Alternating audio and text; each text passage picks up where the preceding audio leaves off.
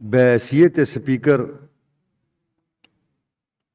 صوبائی اسمبلی خیبر پختونخوا میں سارے جب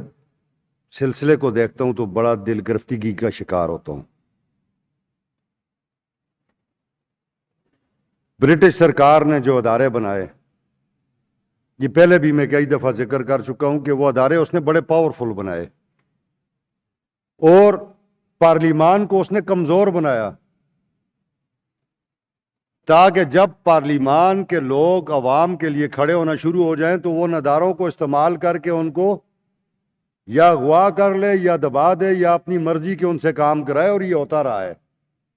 ہم جتنی سیاسی کارکنوں اور سیاسی پارٹیوں سے اور ہمارے سیاسی لیڈران جتنے بھی گزرے ہیں اس پاکستان بننے کے بعد، جناب قائد اعظم رحمۃ اللہ علیہ سے لے کے اور جناب عمران خان تک، ان سب نے اس چیز کو بھگتا ہے۔ دیکھیں میسج ایسے اچھے نہیں جا رہے، لوگ کنفیوژن کا شکار ہیں کہ آخر اس میں کوئی شک نہیں ہے، ملٹری اسٹیبلشمنٹ بیٹھی ہوئی ہے، ایک پارٹی اپنے سی ایم کو تبدیل کرتی ہے، D G I S P R صاحب آ جاتے ہیں، وہ کہتے ہیں ہم اسے نہیں مانتے،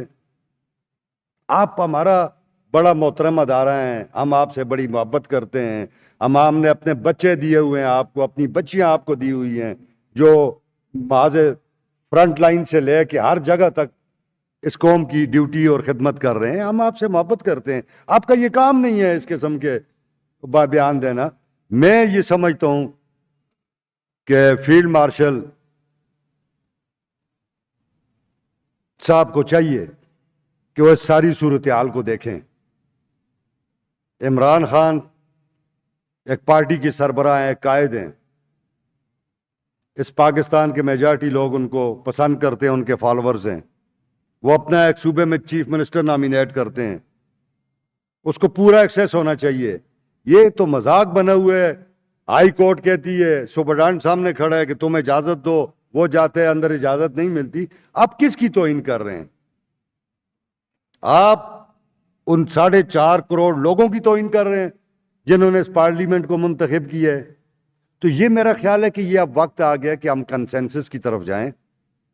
ہم بہتری کی طرف جائیں۔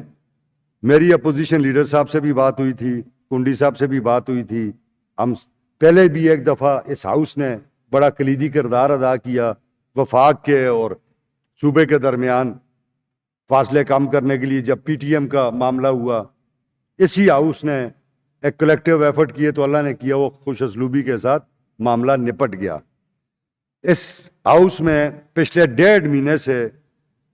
ہم ان لا اینڈ آرڈر کو ڈسکس کر رہے ہیں، اس پہ تقریریں ہو گئی ہیں، ایک دوسرے کے خلاف بھی تقریریں ہو گئیں، اسٹیبلشمنٹ کے خلاف بھی تقریریں ہو گئیں، ساری باتیں ہو گئی ہیں۔ اب میں یہ سمجھتا ہوں کہ ہمیں کنڈی صاحب کسی کلیکٹیو ایفرٹس کی طرف جانا چاہیے۔ آپ اس پہ کمنٹ کریں تو پھر میں بات کو آگے چلاؤں۔ شکریہ اسپیکر صاحب، بڑی